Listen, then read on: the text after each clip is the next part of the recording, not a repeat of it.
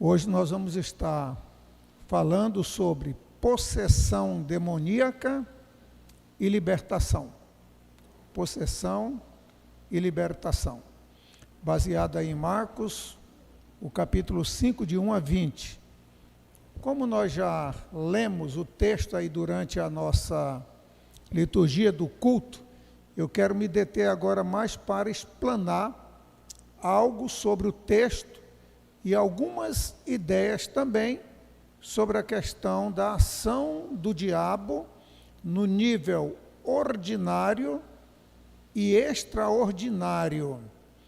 E o ordinário, eu diria que ele tem mais pessoas fisgadas, como nós vamos ver aí nesse texto. Eu preguei um sermão, não no texto de Marcos, mas no de Mateus, texto paralelo ao de Marcos, em 2022, sobre a libertação do gadareno. Então, como eu tenho os meus sermões anotados, eu estava olhando que nessa data eu preguei aqui na igreja sobre a libertação. E é interessante que, quando você olha para o relato de Marcos ou dos outros evangelhos, a gente vê que Jesus ele já vinha em uma trajetória do ministério dele.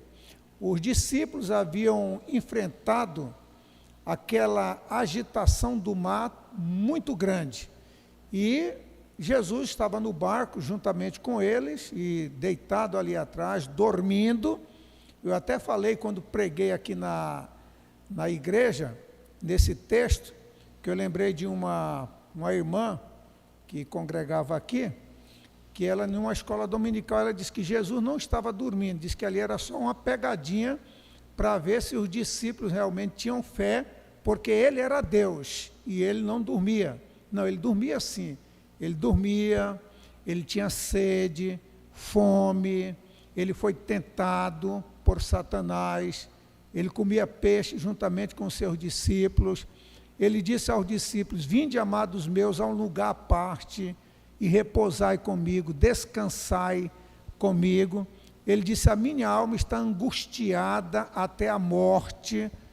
Então, Jesus foi homem de dores, ele foi 100% homem e 100% Deus. Esse é o mistério da cristologia, 100% homem, 100% Deus, com uma diferença, que em tudo ele foi tentado, mas diz o livro de Hebreus, sem pecado.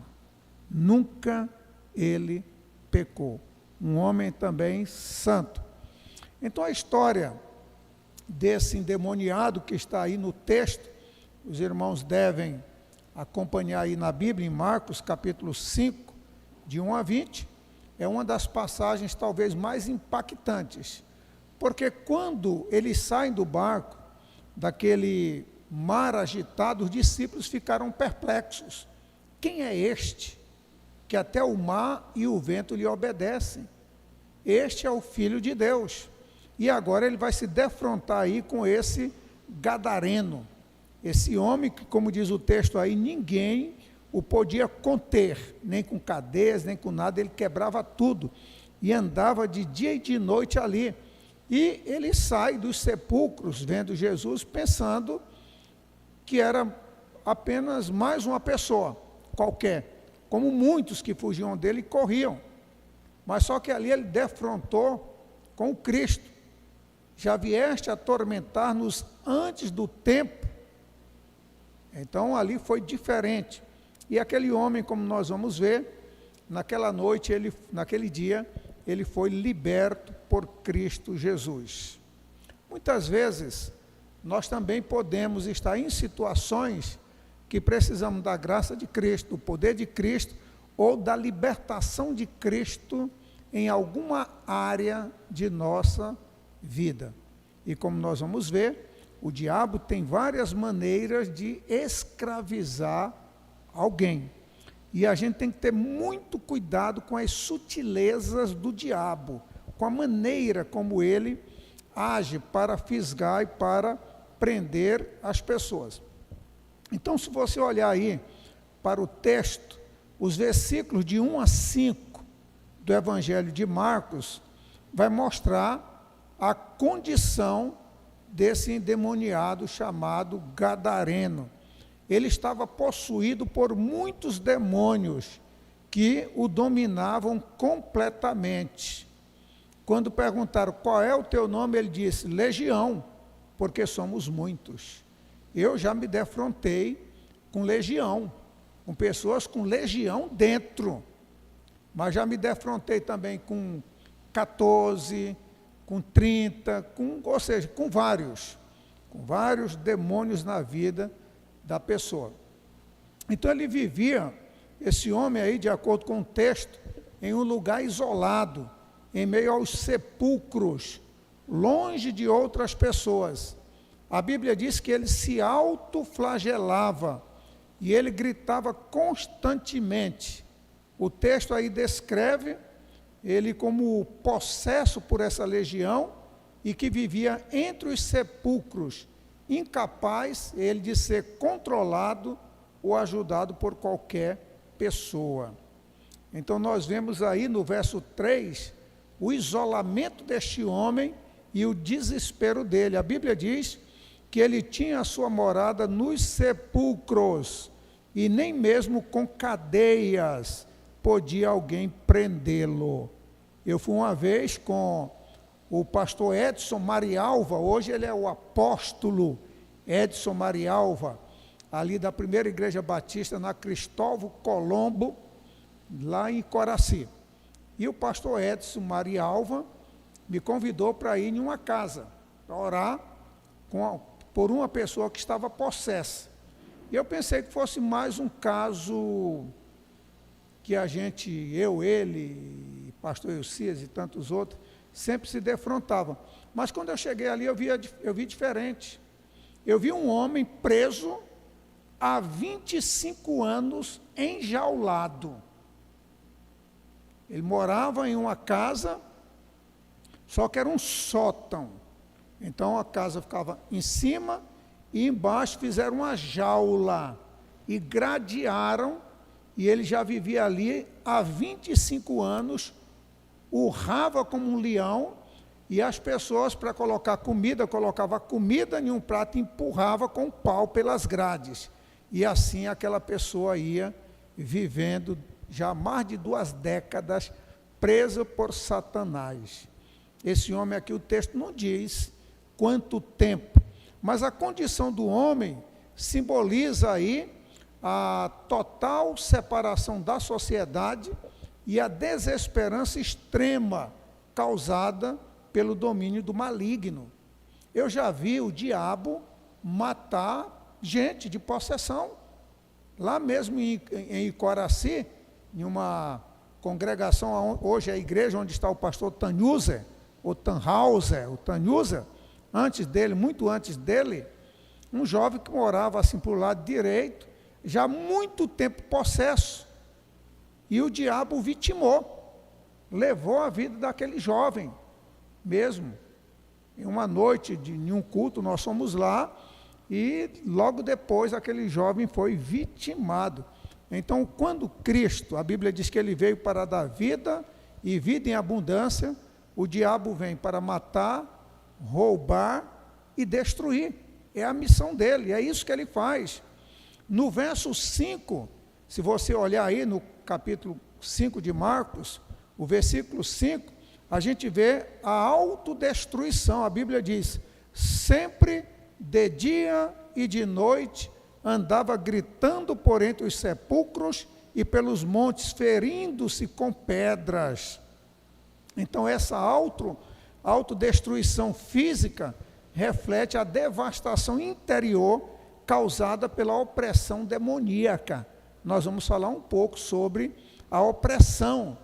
Então, gente que tem tentativa de suicídio, de um bocado de coisa, cuidado com as setas, com as ciladas do diabo, que quer levar a pessoa para a autodestruição. Então, os versículos de 1 a 5 descrevem o estado desse homem, a maneira como ele vivia, separado, alienado da sociedade, ferindo-se, ninguém podia deter esse homem.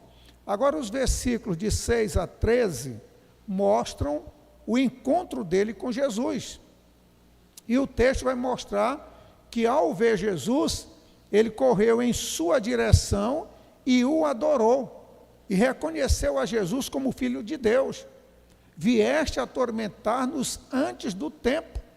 Eu lembro que eu pregava uma vez, nessa igreja que eu mencionei ali na PIB de Coraci, na Cristóvão Colombo, na época, hoje eu não sei, mas eu sei que nesse culto tinha mais de 500 pessoas lá, umas 700 pessoas, e vou dizer nome aqui, até porque já faz tanto tempo, mais de 30 anos isso, mas eu lembro que naquela noite que eu pregava, ali na igreja na PIB de Coraci, eu morava em Santarém, nos 3 anos que fiquei fora de Belém, estava ali em Santarém, vim para uma conferência.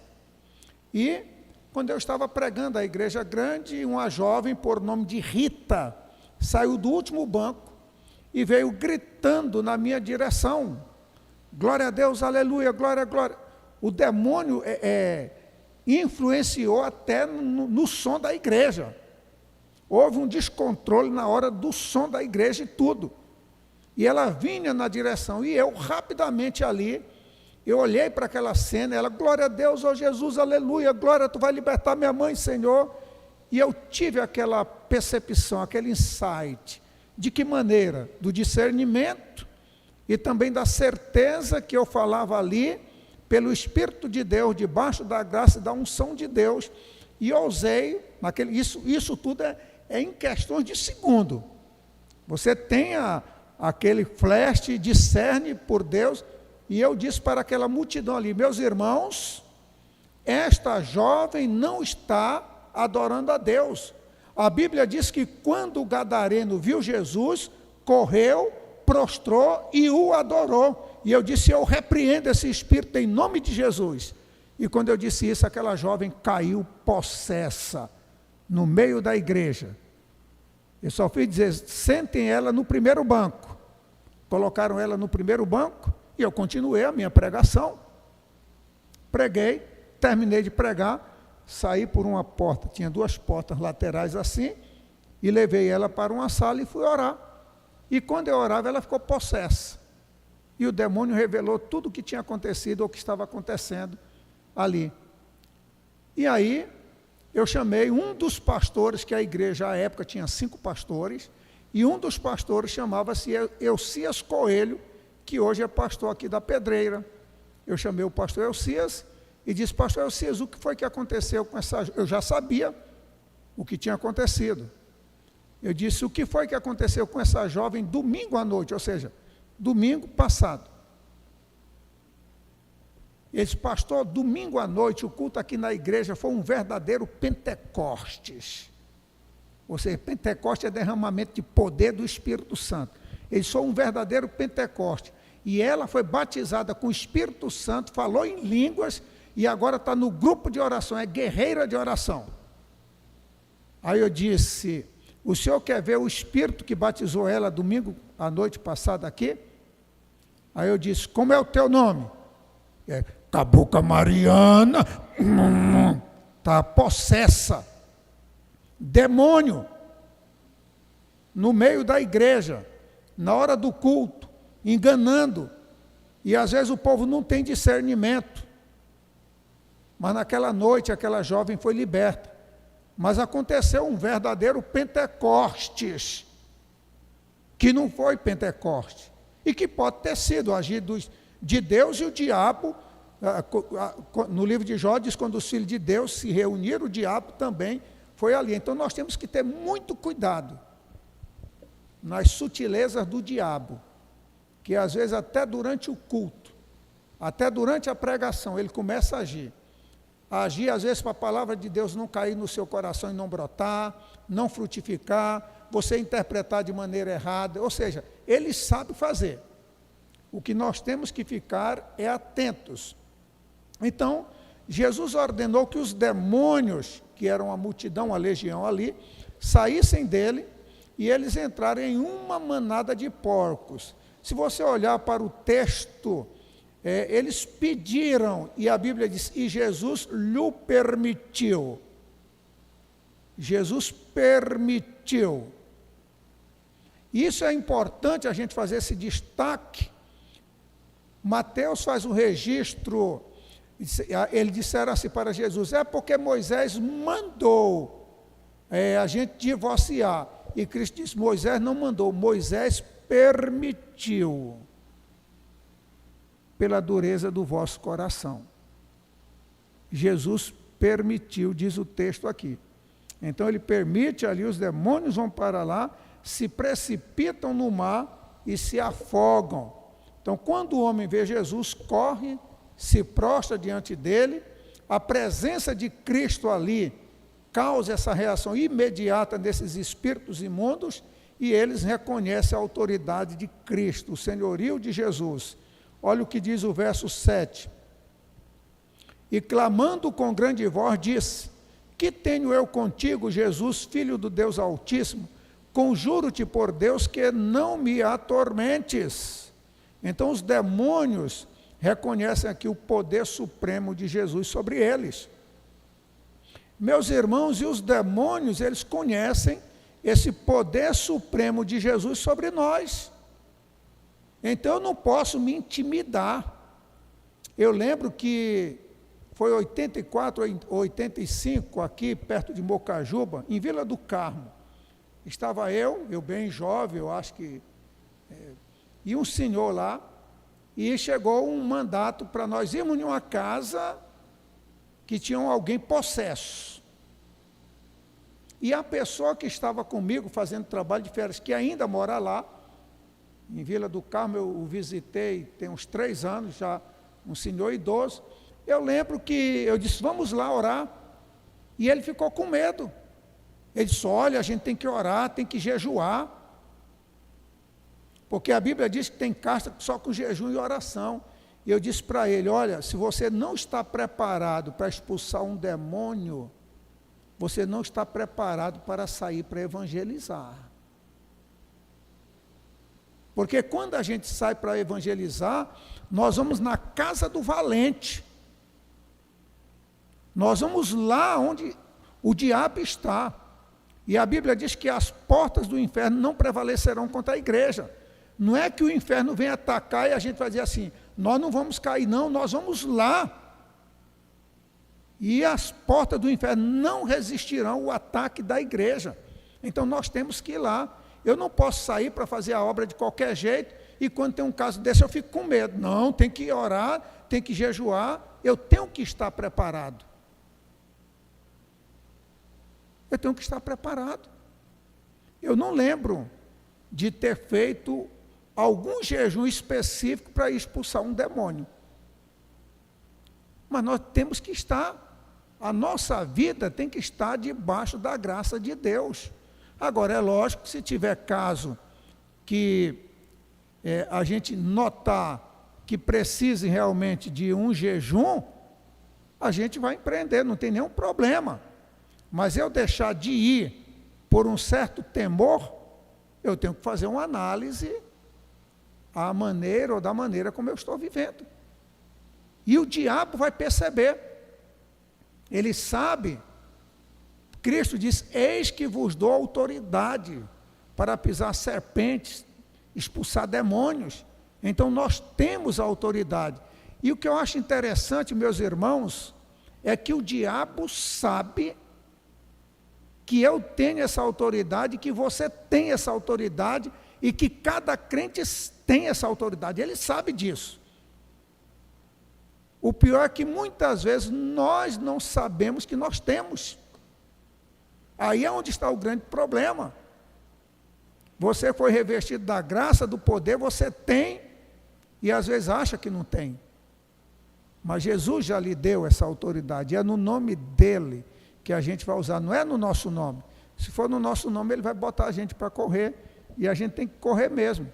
Mas é no nome de Jesus e na autoridade dele. E aí a gente vê a libertação poderosa no verso 13 aí. Jesus ordena que os espíritos saiam deste homem e permite, ele ordena que os espíritos saiam e permite que eles entrem em uma manada de porcos, mas ele ordenou.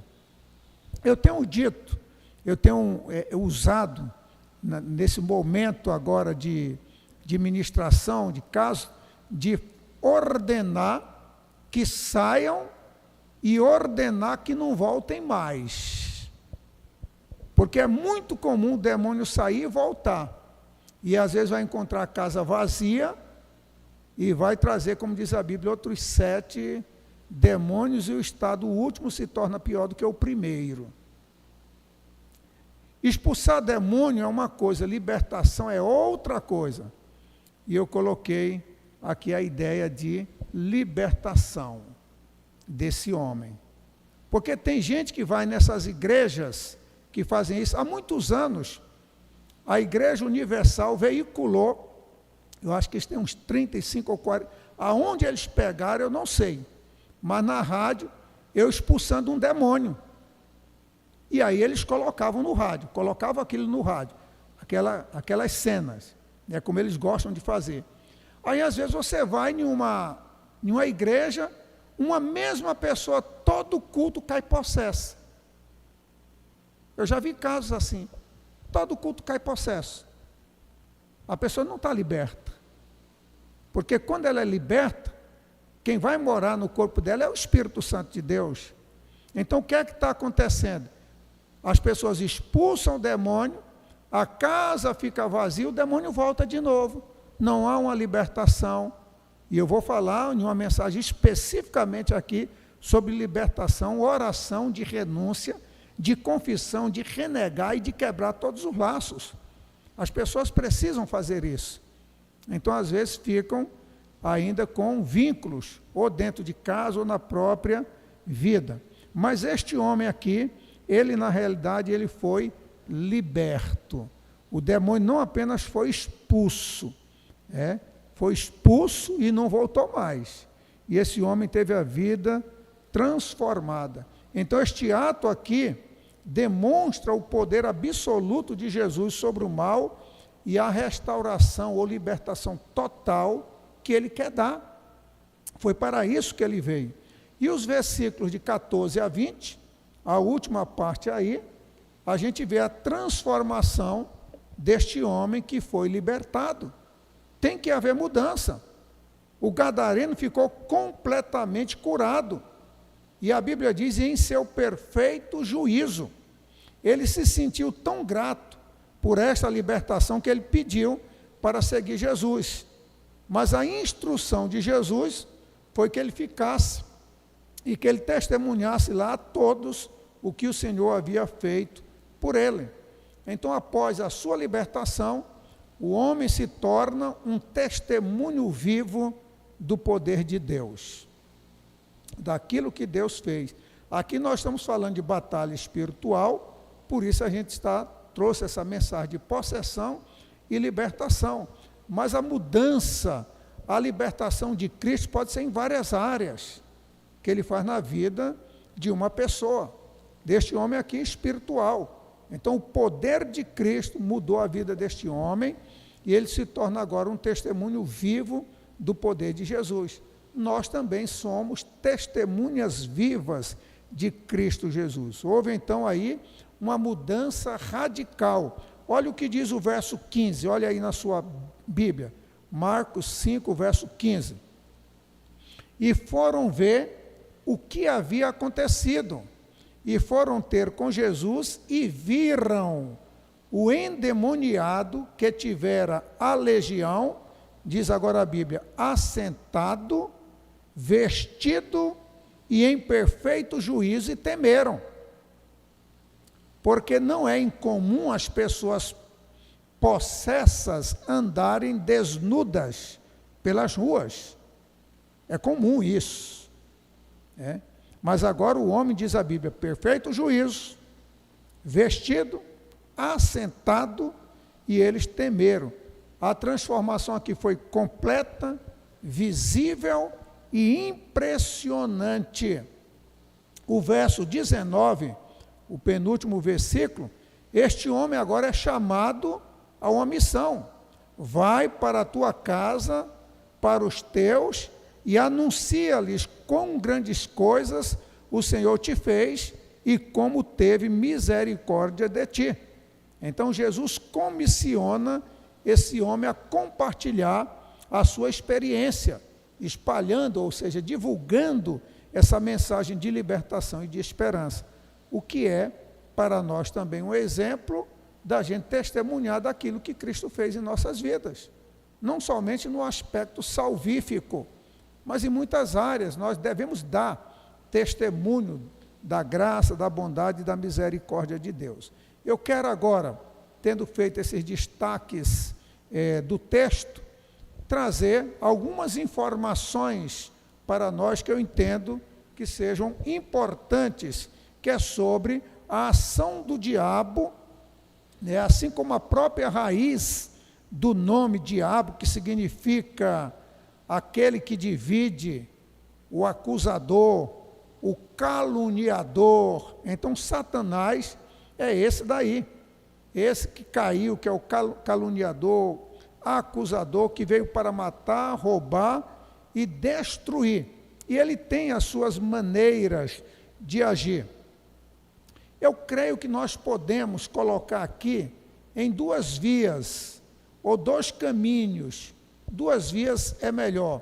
A via que a gente chama ordinária e a via extraordinária. E eu explico para os irmãos o que quero dizer com via ordinária da ação diabólica de Satanás. Então, na via ordinária da normalidade, nós temos aí a maneira do diabo agir, tentação e pecado. Agora, tem coisas que é obra da carne. Ou seja, o mundo, a carne e o maligno, o diabo. Mas tem coisas que é obra da carne mesmo. E essa carne precisa morrer, ser mortificada, ser crucificada. Como Paulo diz em Gálatas 2:20, já estou crucificado com Cristo, vivo não mais eu, mas Cristo vive em mim. E a vida que vivo agora na carne, vivo-a pela fé no Filho de Deus. Então eu tenho que estar crucificado, você tem que estar crucificado, porque a missão do diabo, Pedro vai dizer na sua carta, no capítulo 5, ele diz, o vosso inimigo, o diabo, ele diz, é como um leão, rugindo em torno, ou seja, ao redor, procurando a quem devorar, ou a quem possa tragar. É isso que ele faz. Os irmãos com certeza já viram nesses vídeos, que tem muito na internet, quando o leão quer pegar a sua presa. A maneira como ele fica sutil ali, às vezes agachado, e quando ele pula, dificilmente ele erra. Pedro está dizendo que o diabo é assim. Aqui na versão que eu coloquei, a palavra que usa é devorar, procurando a quem possa devorar. E essa palavra aqui significa, ou pode ser interpretada como causar dano, como levar à perdição.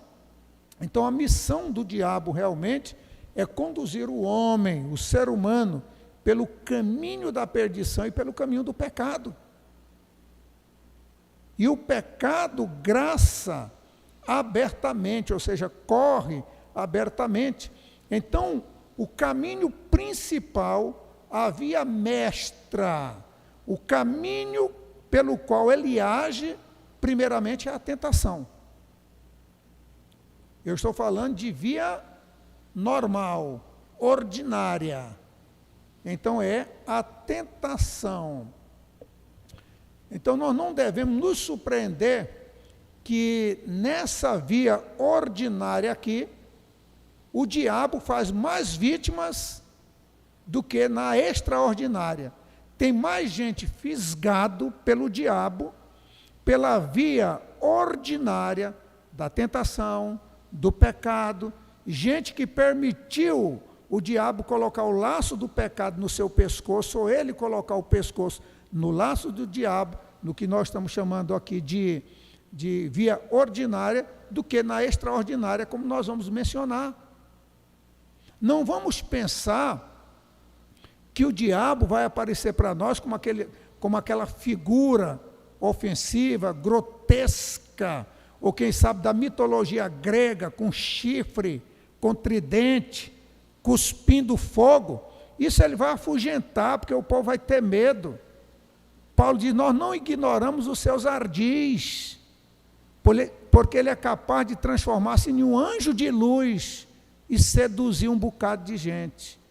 A pessoa achar que aquilo dali é inofensivo e vai ser seduzido pelo diabo. Então ele faz muito mais vítimas agindo por esse caminho, e como eu estou colocando em primeiro lugar, o caminho da tentação. Ele lança a tentação. A Bíblia diz que Jesus, ele passou 40 dias no deserto, após ter sido batizado no Jordão. E a Bíblia diz que ele foi tentado ali por Satanás, o próprio Cristo. E como foi que Cristo venceu? Pela palavra. Eu preciso ler a palavra, meditar na palavra, me alimentar da palavra. E Cristo sempre dizia, está escrito, está escrito. Então Satanás, ele agindo na nossa esfera natural, ele leva em conta as nossas feridas interiores. Por exemplo, alguém que às vezes tem uma ferida interior, que alguém, por exemplo, lhe machucou, disse alguma coisa. Tem gente que é muito sensível, que é milindre, cheio de milindre, né? A pessoa não pode olhar viesado para ele, que a pessoa já fica com raiva. Aí o diabo vem e instiga aquela pessoa, coloca mágoa, coloca raiva. Tem gente que às vezes fica com raiva de outro meses e não perdoa. E o diabo vai colocando veneno. Olha, deixa de ser bobo, faz o mesmo, diz.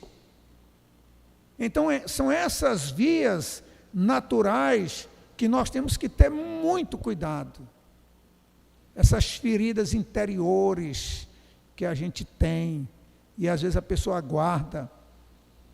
Eu digo diante de Deus, e estou dizendo diante dos irmãos também. Eu olho para o mundo com esses bilhões de pessoas. Eu não lembro de algum inimigo que eu tenho. Eu não lembro de alguém que eu não possa chegar e cumprimentar e abraçar essa pessoa e até dizer eu te amo. Os pastores que me escutam aqui na nossa ordem, eu posso dizer também para todos eles, se existe um com quem eu não me dou bem, com quem eu não falo, porque nós não podemos, meus irmãos, permitir que o diabo joga o veneno. O veneno do ódio, quando a gente guarda ódio, rancor, essas toxinas, vai fazer mal para a gente, e a gente vai morrer. Se você não liberar perdão para alguém que você precisa perdoar, você está em pecado. Você tem que perdoar. Um novo mandamento vos dou, que vos amei uns aos outros. E eu não sei se aqui eu estou profetizando, aqui ou para quem quer que me ouve, mas nós não podemos guardar. Ah, mas foi ele que me ofendeu. Se o teu irmão pecar contra ti, vai com ele. Você é quem tem que ir. Quando depender de vós, diz Paulo, tenhas paz com todos os homens. É eu que tenho que fazer, é eu que tenho que buscar essa paz. Então, muito cuidado com essa sutileza do diabo. Então, o perigo da tentação é grande, pois nem sempre é fácil ser descoberto em nossos pensamentos, palavras e ações, mas nós temos que ter cuidado. É necessário ter discernimento em tudo que a gente vê, em tudo que a gente lê, e cuidado até com as companhias, com as amizades. Tem amizade que é maléfica, que é mal, que é ruim, que é perniciosa. Muito cuidado com essas sutilezas aí. a perda de sentido do pecado, que é o que caracteriza a época em que nós vivemos, porque há coisas que antigamente era grotesco, o pecado hoje é normal. E o povo vê com normalidade dentro da igreja. É o diabo infiltrando dentro da igreja. O pecado. Aquilo que antigamente era pecado, que hoje não é mais. Lá no capítulo 6 de 1 aos Coríntios, Paulo cita o caso de um homem que vivia com a madrasta. E Paulo diz que o que mais admirava ele não era o caso em si, era a atitude da igreja não se chocar, da igreja não sentir, da igreja ver com naturalidade aquilo. Isso é que Paulo disse, o que me admira é isso. É lógico que Paulo não estava apoiando aquele erro, mas isso que me admira é a postura da igreja. Talvez o que nos admira também é o nosso consenso em permitir que pela via normal Satanás comece a colocar dentro dos nossos lares, ou quem sabe dentro da nossa vida, dentro do nosso coração, as tentações, as sutilezas, e a gente vai achando que aquilo dali é normal. Todas as pessoas que caíram, que eu estou dizendo, em pecado, elas primeiramente caíram na vida devocional, na vida de leitura da Bíblia, na vida de oração, na vida de comunhão com os santos, foram permitindo determinadas coisas em suas vidas, assim como aquela castanheira que nós tínhamos ali, em frente ao seminário, que durante anos os resíduos e a erosão foi corroendo, e um dia ela não aguentou, ruiu e caiu. Se você for deixando acumular pecados na sua vida, acumulando, vai chegar um dia que esse pecado vai lhe derrubar. Você vai cair. E o diabo nos pega aqui. Porque pecado confessado é pecado perdoado. Eu tenho que, quando pecar, ir aos pés do meu Senhor da cruz e confessar: Senhor, eu pequei, eu falhei, me perdoe em nome de Jesus, me cubra com teu sangue, me lava com teu sangue, me purifica. Quando uma pessoa me procura confessando um pecado, a primeira coisa que eu vejo é que a pessoa tem o Espírito Santo, porque o diabo jamais vai querer que você confesse pecado e tudo. O diabo não faz isso. Ele quer que você oculte. Então, quando a pessoa diz: pastor, eu falhei nisso, então é agir de Deus, do Espírito de Deus que faz isso. O diabo manda a gente esconder essas coisas aí.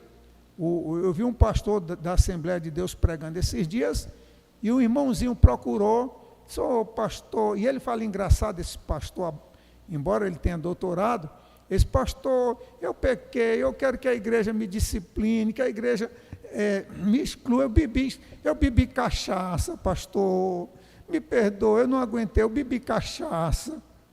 Ele já estava 6 anos na igreja. Aí o pastor disse: mas como foi? O irmão já está há quanto tempo na igreja? Pastor, eu estou há 6 anos, eu estou envergonhado, pastor, eu estou com vergonha de Deus, da igreja, eu bebi cachaça e não sei o quê. Só uma vez, mas eu... Aí o pastor disse: não, o irmão já confessou, pediu perdão a Deus, nós vamos orar e tudo. Ele disse: Jesus perdoou até aquele bandido lá na cruz, que diz: lembra-te de mim. Então, meus irmãos, quando nós chegamos verdadeiramente a Deus e pedimos perdão, Ele nos perdoa. Então, não vamos guardar pecado. Se a gente pecar, a gente vai ter que confessar, porque o diabo nos prende aí. Pecado é comida de serpente, da serpente. Serpente aqui é o diabo. É o alimento, ele se alimenta disso.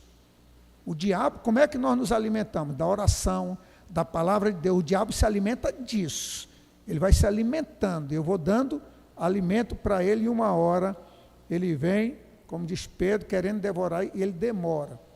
Hoje em dia a gente ouve muito: tudo é permitido, né? O que é que tem? Todo mundo faz, está na moda, e eu tenho um receio de algumas modas. Eu tenho receio de algumas modas, eu tenho receio de algumas culturas.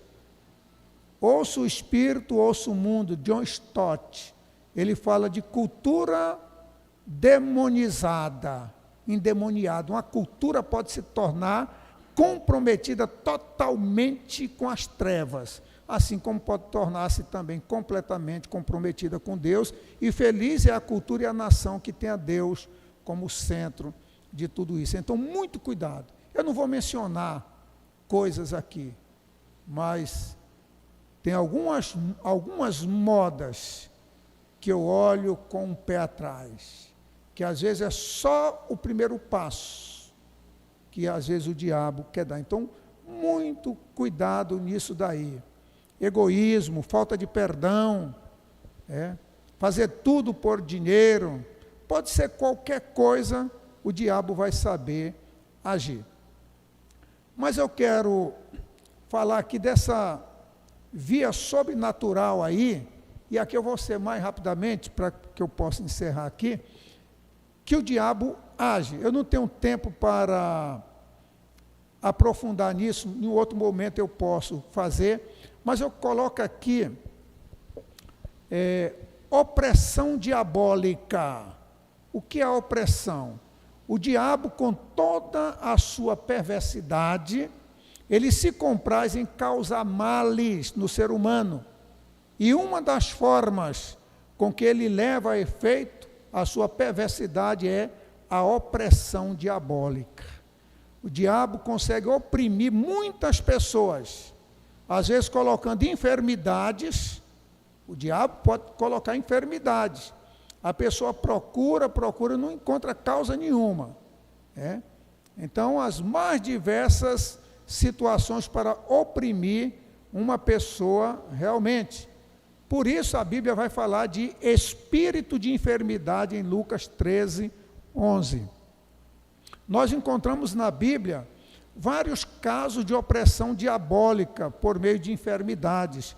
João 2, ali 7, 8, Mateus 12, 22, 15, de 21 a 28, e Lucas 13, de 10 a 17.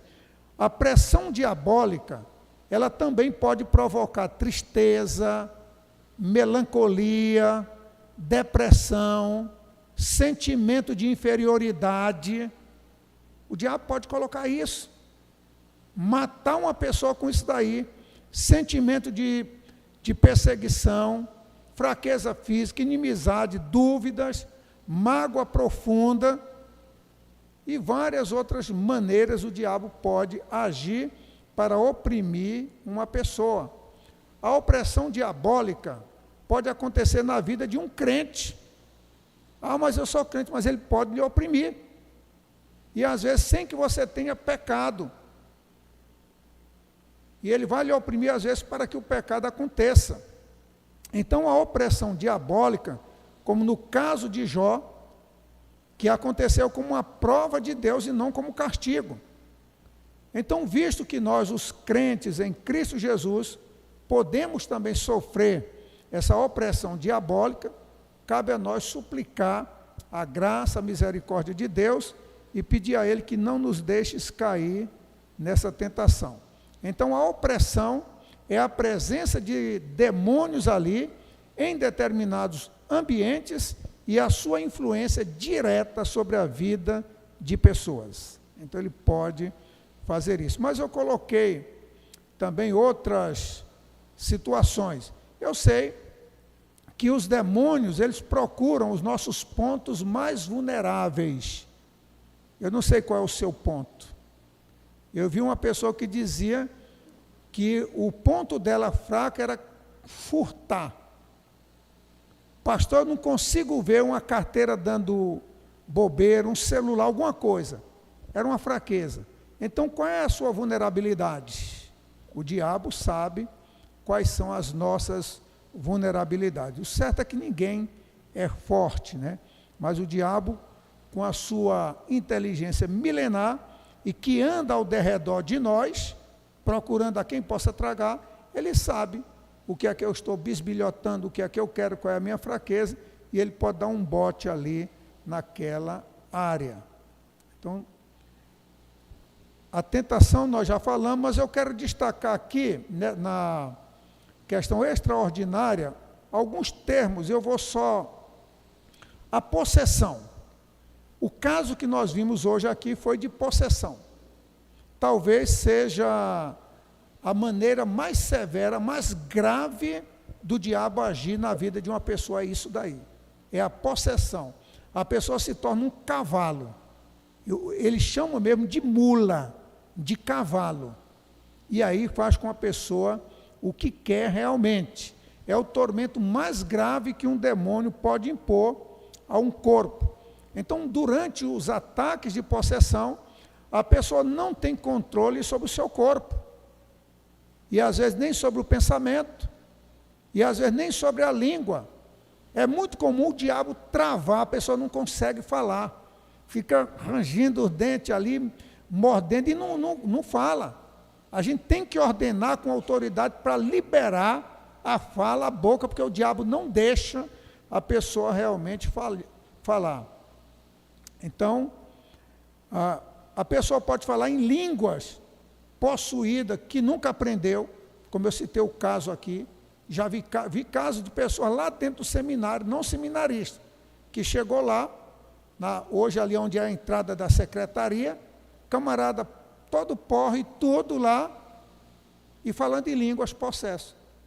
É o diabo, ele engana, e aí a gente tem que ter discernimento. Às vezes uma outra pessoa pode dizer assim, é Deus que está falando, porque Ele usa quem quer, o Espírito Santo é como um vento, Ele sopra onde quer. A pessoa está possessa, mas está possuída pelo Espírito de Deus. Não é, irmãos, é o diabo. Então, muito cuidado nessas sutilezas que o diabo tem para fazer. Então, a possessão diabólica é a forma mais grave, mas tem outras maneiras do diabo agir nesse nível, que nós estamos chamando aí de sobrenatural, além da possessão. E aí eu coloquei uns 2 aqui, só para os irmãos terem uma ideia de como ele faz. E tem alguns termos que os irmãos talvez nunca nem ouviram. A palavra vexação, possessão diabólica, vexação diabólica. A vexação, ela ocorre quando o maligno age na parte motora do corpo. A pessoa não está possuída, mas nem sempre está no controle de seus movimentos. Ela pode se manifestar em doenças, distúrbios que podem paralisar, fazer com que a pessoa perca a consciência, ou fazer com que ela realize movimentos pelos quais ela não é responsável, como bater em si mesmo, se cortar, se mutilar. Isso é uma ação do diabo. Não é de Deus, não é do Espírito Santo, não. Então, a vexação diabólica são os casos mais numerosos causados por imprudências pessoais, como consultar bruxos, a atração pelo espiritismo, por coisas das trevas, filmes, músicas, pessoas que dão abertura para isso daí, e o diabo entra mesmo. Reincidência e insistência nos pecados graves. Então, determinados pecados a pessoa não confessa e continua cometendo os mesmos pecados. Então, são casos em que ocorre uma agressão verdadeira e efetiva, os ataques do diabo na vida dessa pessoa. Então, é chamada aí de vexação. Mas eu coloquei um outro também, obsessão diabólica.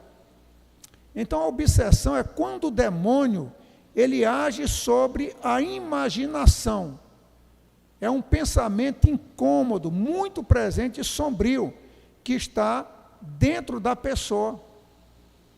Eu já trabalhei com pessoas que, às vezes, dentro da igreja, ficava pensando em pornografia, em coisas obscenas, dizendo palavrões para Deus, insultos para Deus, isso dentro da igreja. E pessoa que se dizia crente, que era minha ovelha. E era difícil para a pessoa. Pastor, esses pensamentos vêm constantes. para que eu blasfeme de Deus, para que eu faça isso. Então, muito cuidado nisso daí, nessas obsessões que o diabo coloca. A obsessão diabólica é uma forma de agressão espiritual que leva o demônio a comunicar pensamentos ou alucinações muito fortes na mente de uma pessoa, da vítima. Então ele lança, ele vai trabalhar, vai colocar ideias ali, e a pessoa vai, às vezes, alimentar aqui dali. A pessoa se torna o alvo de uma poderosa força mental, ou seja, que introduz pensamentos repetitivos, obsessivos. Então, cuidado com isso daí. E eu termino aqui também, eu coloquei um outro, além dessa obsessão, que é a infestação diabólica. Ou seja, esses três anteriores se referem a pessoas. E agora essa infestação diabólica se refere à ação ou à presença do demônio em um lugar, ou em um objeto, ou em um animal. O demônio pode fazer isso. Não entrou nos porcos. Por exemplo, aqui é a casa de Deus, é o santuário de Deus. Então esse ambiente, aqui a igreja, o templo, ele pode ser tomado de uma presença tão grande de Deus, como a Shekinah, que uma pessoa entra e diz assim: poxa, aquele culto foi tão gostoso, eu senti a presença de Deus. Teve uma missionária que veio pregar aqui na nossa igreja, e ela disse: pastor Benildo, ela ficou lá em casa hospedado, a Érica, a pastora Érica, ela trabalhou no Timor-Leste com a minha irmã, e ela disse: pastor, eu senti uma opressão muito grande na hora do culto. E eu disse: eu também percebi. E ela disse: e eu senti espírito de morte, de opressão. E uma pessoa que estava aqui procurou ela e fez essa confissão, depois do culto. Pensamento de morte. Mas ela tinha uma acuidade espiritual, ela percebeu. O Antônio Malta, irmão do Magno Malta, do senador Malta, quando pastoreava ali em Santarém, na PIB de Santarém, ele conversando comigo, ele disse: Benildo, tem vezes que eu vou pregar na igreja, eu sinto um clima pesado, tenso. Quer ver um clima ficar pesado dentro de uma igreja? Vamos supor que aqui eu tivesse um irmão que tivesse brigado com o outro com raiva, um que foi ferido, um que foi disciplinado e tudo. Esse clima é o clima que Satanás gosta. E nós percebemos quando o clima está pesado. E a gente percebe quando o clima está leve. Essa última visita que eu fiz com o pastor Elcias, na casa de uma pessoa aqui no bairro da Pedreira, a primeira visita, na hora que eu entrei lá, eu senti aquele ambiente pesado, denso. Então eu sabia que quando eu orasse ali, ia ter possessão demoníaca. O demônio já estava ali. Mas a segunda vez, quando eu fui, eu já senti diferente. Mas não somente eu. Uma colega dela que foi na casa dela disse: olha, Carmen, mas está diferente a tua casa, eu estou sentindo mais leve. Mais leve. Eu disse: eu tirei aquele negócio que coloca um bocado de santo lá, aquele altar, tirei daquele. Ela disse: não, mas não é isso, não é só isso. É o clima, eu estou sentindo mais leve a tua casa. Uma pessoa que não era nem crente sentiu o ambiente diferenciado, porque Cristo entrou naquela casa. Então o diabo também, ele pode tornar um lugar tenso, uma família. Às vezes você chega, o diabo coloca um clima de briga. Se um abrir a boca, é faísca que vai sair. Não tem comunhão, não tem diálogo. É aquele clima tenso. Então isso nós chamamos de infestação diabólica. Então uma casa pode estar infestada quando passos invisíveis são ouvidos, janelas são quebradas. Eu já vi isso, eu já fui orar. na casa de crente, de pastor, que estava vendo tudo isso, vulto. A pessoa estava sentada e via a cadeira andando, via as portas fechando, vendo, e via vulto passando. Eu já fui orar por isso. Eu já fui orar em uma casa que a pessoa tinha mais de 100 pedrinhas pequenas, dessas, só que não eram essas britas assim, umas pedrinhas brancas. A casa toda fechada, e o diabo ficava jogando essas pedras na cama dela. E eu e o pastor Roberto Carlos fomos lá e vimos mais de 100 pedras que o diabo jogava na cama dessa pessoa, com tudo fechado. A gente teve que ensinar a pessoa a repreender no nome de Jesus. Ambientes que foram consagrados ao diabo, está completamente consagrado. E aqui, eu poderia, como eu falei, de uma batalha espiritual em um nível 2 ou em um nível 3, eu poderia aprofundar muito isso. Mas o que eu quero dizer é que há sim uma infestação que nós chamamos diabólica de ambiente. Então o que nós queremos é que a infestação da nossa casa seja do Espírito Santo de Deus, seja do amor, seja da graça. É para que quando qualquer pessoa entrar na nossa casa, ela sentir Cristo. É que quando qualquer pessoa conversar comigo, ela sentir a paz de Deus, a paz de Cristo, ela se sentir confortável. Tem gente que é tão azedo, que você se sente até mal. A gente que visita lá, tem lá, irmão, que é gostoso de visitar, que é leve, que é bom, e tem outros que é um ambiente pesado.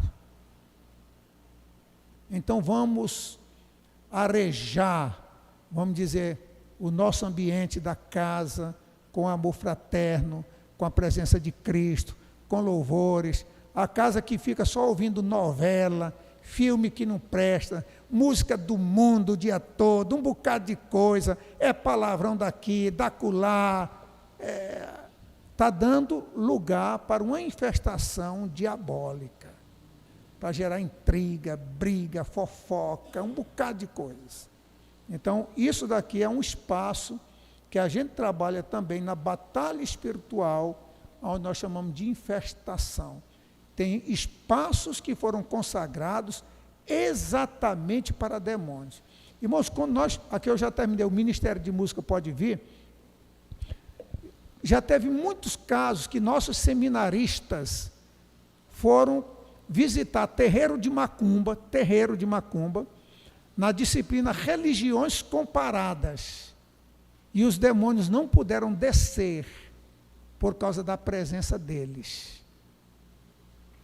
Porque na hora que começa batendo o terecozinho lá, aquele negócio, tem música para invocar o diabo, os irmãos devem saber disso. Há ritmos que é de invocação do demônio, de batuque, e tem que ter muito cuidado, porque a letra pode ser até evangélica, mas se o ritmo, às vezes pelo ritmo.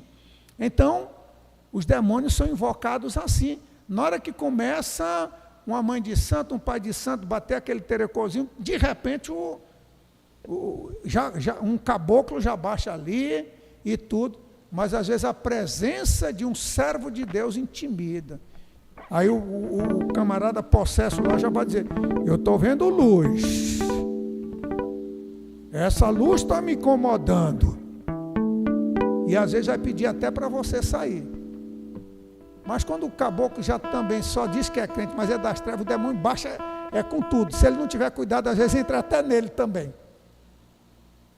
Porque às vezes não é nem crente, só está na igreja. Aí tem que ter até cuidado com isso aí, porque às vezes o demônio entra até nele mesmo. Aí você, o irmão fulano era crente, o demônio entrou. Não era. Porque se for crente, o demônio não vai entrar. Vamos cantar e vamos finalizar em pé. Eu convido os irmãos, enquanto nós cantamos este hino, nós vamos fazer a dedicação de nossas ofertas ao Senhor. 212, ó Senhor, vem me dirigir.